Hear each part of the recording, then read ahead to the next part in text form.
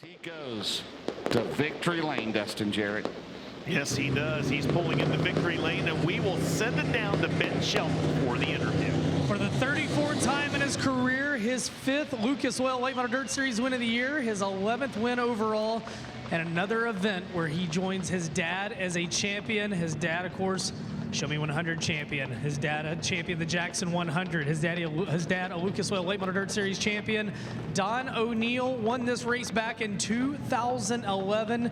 And tonight, at 25 years old, his son Hudson picks up the richest Lucas Oil Late Model Knoxville Nationals ever at $75,000.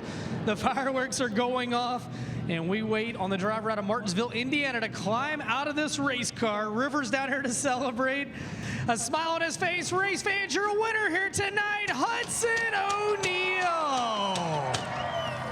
75,000, the confetti flies, and he does it from 15th. What a weekend. The emotion on his face. Hudson, 3 days ago, for the first time ever, you're upside down. 3 days later, you are your first Knoxville Nationals champion. How does it feel? I am tired. Man, running around that berm was so demanding. It got so rough down there, and yeah, I just kept telling myself, just breathe, breathe, breathe. And man, hats off to my guys, Jason, Kyle, Riley, Logan, my fiance Tessa. Man, whenever you destroy a race car like that, it definitely hurts, and we put a lot of effort into that car to come to the world and to finish out. That was a car we were going to finish out our championship campaign with, and yeah, that definitely was a morale killer a little bit, but we were able to unload this car the next day. Guys worked hard to get it ready, and to be able to come back and have good speed last night. Had a mechanical failure, and to be able to come from 15th tonight is so awesome. Thank you, Todd Burns, Vicky Burns, the entire Burns family, SSI Motorsports, Subsurface of Indiana, everybody that's a part of the race team. It's been a trying month, but we're just trying to gaining on it little by little, and a lot of help from a lot of different people, and my family and everybody watching back home. This is so special. These are the races that you dream of being able to have your name on, and to be able to add this one is so cool. You got to the lead on lap 57. I have a feeling you don't know this. You won by 8.3 seconds. I didn't know that. I knew I was really good, and whenever I was racing with Devin, I didn't really feel like I was abusing my stuff down there, and then they were having to run really hard out in the racetrack to keep up, and I figured that they were going to get their tires hot, and then maybe I could scoot away from them. I didn't think 8 seconds scoot away from them, but yeah, so like I said, thank you to all my guys. Thank you to everybody on this race car. Wheeler Metals, Big River Steel, Merrill Bonding Company, Professional Concrete, O'Neal Salvage and Recycling, USSSA Fast Pitch, Westside Tractor Sales, Hutchins Insurance Group. Cornette ran awesome tonight. Everybody that's a part of Longhorn Chassis, Kevin Rumley and everybody, and Triple O, obviously. Triple O was a help to us, and they didn't get too much TV time. I guess they got quite a bit of publicity, but not a ton of TV time the other night. So appreciate everybody. Thank you guys so much. Thank you, Knoxville Raceway, Lucas Oil, everybody that puts this on. We're so blessed to be here. Your dad won this in 2011. You're now the first father-son combo to win this race. How cool does that sound? Oh, it's unbelievable, and got to thank Chris from Midwest Sheet Metal. He's here. Tarpey Trucking, Laverne Tarpey's here with us. A lot of people that have supported me for a long time, so that's what makes this special, to win in front of a lot of important people. And yeah, to be able to add my name right below my dad's, it's no words can describe it. Is everybody invited to the pit area to hang out? Absolutely. I thought I might leave tonight. I'm definitely not going to now. Race fans, how about it? The 16 different winner of the Knoxville Late Model Nationals, Hudson O'Neal. Big hug from his fiance, Tessa. And River already knows how to get to the top of the Big River Steel podium, as River was headed up there. DJ James, I'm going to throw it back up top, and then we'll catch up with our second and third place finishers. Absolutely. Wow. Again, you can't script this kind of stuff, right? 9 lead changes, and then Hudson O'Neal wins by 8.3 seconds after absolutely destroying a race car in an incredibly hard wreck here on Thursday night. He becomes the youngest ever winner of this race.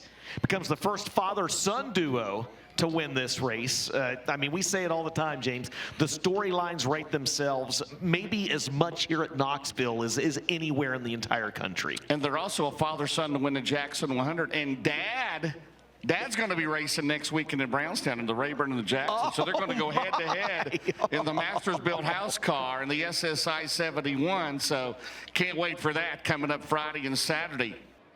Well, how long is it going to take to do a race recap, Tiffany? I mean, this thing, we might be here till...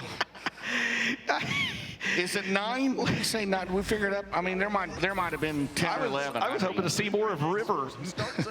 I was hoping to see more of River making his way. I think River led the last lap. Lead change upon lead change upon lead change here at Knoxville, and that's going to be the story for the first 57 to 60 laps of this race, right? And remember, late models don't need to be in Knoxville. We don't. One groove racetrack. No passing.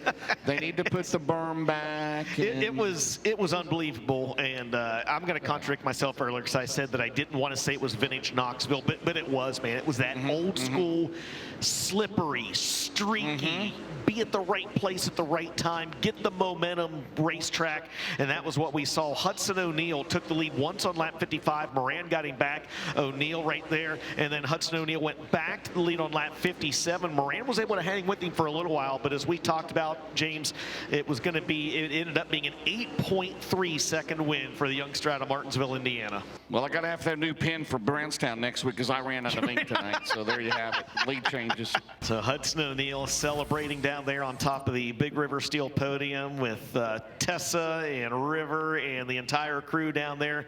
And Ben Shelton has caught up with the driver that finished second in this race, Ricky Thornton Jr. Second on the Big River Steel podium, Ricky Thornton Jr. And you made a comment, it did not get as slick tonight as it did last night. Did that play a hand in the setup and your chances for a win?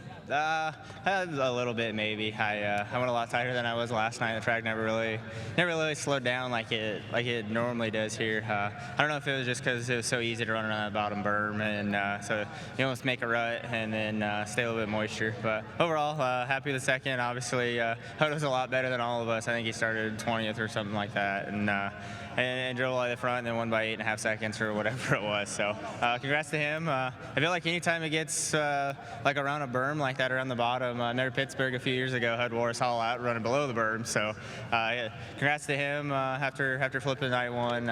Obviously, he didn't scare him at all because he was just good tonight. But big shout out to all my crew. Berkey came and helped us. Skylar, Zach, my parents are here, my brother's here, my wife, my two little boys, my little girl. Everyone at Kohler Motorsports working hard.